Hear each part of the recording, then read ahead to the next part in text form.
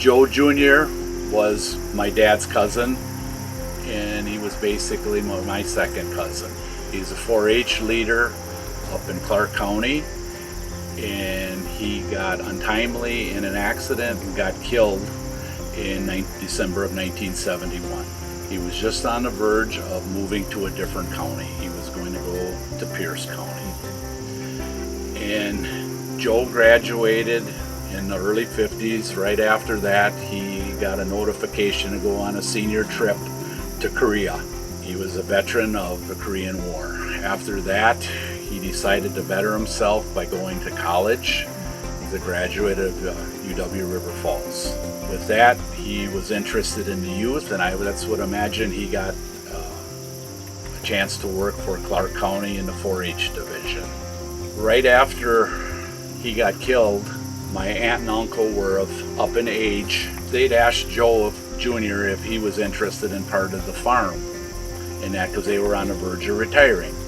And he says, "Nah, Ma," he says, "just sell the farm, do what you need to do, but save me a little 40 acres or something like that, so when I retire I got a place to maybe build a house next to the river, or I can bring a bunch of kids down here camping or something like that." Well, then he got killed in his car accident, and my aunt and uncle were devastated. That was their only child, and they was gone from them. Well, my aunt and uncle were very good friends with Ray Shanklin, who was the 4-H leader here in Trempealeau County. And they wanted to do something in memory of their son. And basically that's how this come about. They worked with Joe and Emily. They ended up donating 110 acres to the county for the youth of this county.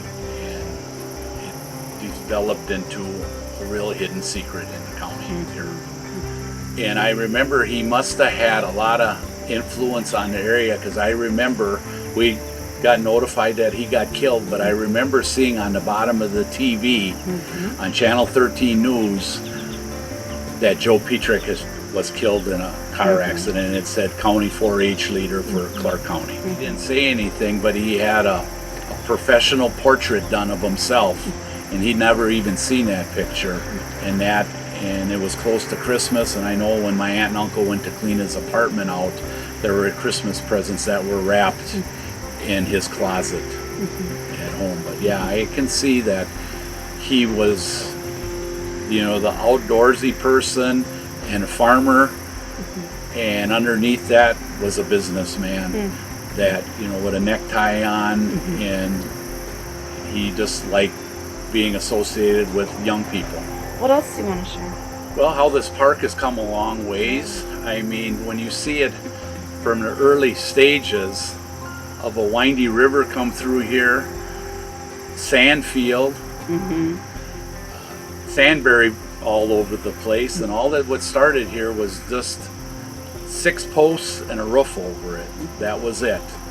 And I remember right after it was started, the Pietreks had a family reunion out here, and it's amazed for what has happened now with basically the early stages of what volunteer help and like we had talked earlier, I don't maybe have a question, but my buddy's buddy might have an answer to this, and that's how this park was started out with a lot of donated labor and help and just connections.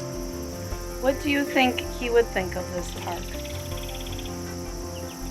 I think he would absolutely love it. It's probably one of these, Joe would have probably at times maybe had a wall tent set up here and stay here for a week in the summer and stuff like that, because this is home. Where this park is sitting at, just at the intersection of Lewis Valley and Highway 93, was the Pietrek homestead, and they homesteaded this in 1868. So I mean, this is one way of saying it's still part of the Pietrek family. Joel left when I was 15, so I joined 4-H when I was 9. Actually was involved with fair before that because of my family. But yes, I remember Joe well. Joe was the agent, and I remember the agent before him was John Unken, because my older brothers were involved at that time. But knew Joe. He was young, he was vivacious. He really had a youthful spirit about him. You know, I remember when he announced his resignation that he was moving to another county, a lot of people were disappointed to see him go because they really did think a lot of Joe and what he had done for 4-H. And for those of us who were in 4-H at the time, he was the guy that we kind of looked up to. And one of my brothers said it best. He said he was not afraid that if you did something wrong, you were going to be shoveling manure. That was just the standard that you know, at that time you had manure piles and you had to load it on the spreaders. And so there's a lot of 4-H clubs that were on the business end of a fork. But I think it was that young enthusiasm that he had, that he brought to the fair, that he brought to, I think he had an understanding. He enjoyed working with the youth, and that was evident. And I think he had just a great relationship with those of us who were in 4-H at the time. Well, he had just resigned from Clark County. So, I mean, we kind of had, for lack of a better term, a death in the family anyway, because he had announced he was leaving, and we were sorry to see him go to leave Clark County, but we knew how good he was and why he would move up to a bigger county. But then when he was killed, I remember, you know, hearing it on the radio the next morning, and it was like, oh my gosh, you know, and you feel bad in that oftentimes few of us experience death that close at hand. But especially someone that all of us knew and really enjoyed, really liked, really looked up to. And so the biggest loss was what the next county lost. They never got to know what Joe Pietrek was. And they missed that. And you kind of, in retrospect, look back and think, how many youth did not have the opportunity to experience what we did in Clark County? Well, I think I joined 4-H in 1952. At that time, you had to be 10 years old before you could join. And at the time, first was Larry Babka, and a couple of years later, he was replaced by Joe. Had the opportunity to work with Joe for about 6 years that I was involved. Oh, you would have thought he was kind of gruff, but not really. Down deep in his heart, he was very kind, liked to have fun, liked to get things done. I mean, let's not procrastinate, let's keep working and do our best.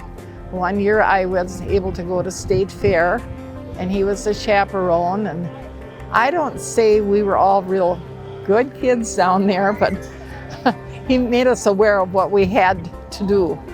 I guess at the time we had a home agent too, but we were so used to having a man for 4-H agent, and he was caring. He'd come out to the farm, and most of us at that time were mostly farm kids that were in 4-H, or farm students, I should say, or whatever, members. He was interested in our projects. He cared about us very kindly. I mean, it was such a sudden, hard time when we lost him. Yeah. He had been such a part of, well, he even went, I think, to the church that I did to in Neilsville at the time. I'm really glad that he was a part of my life.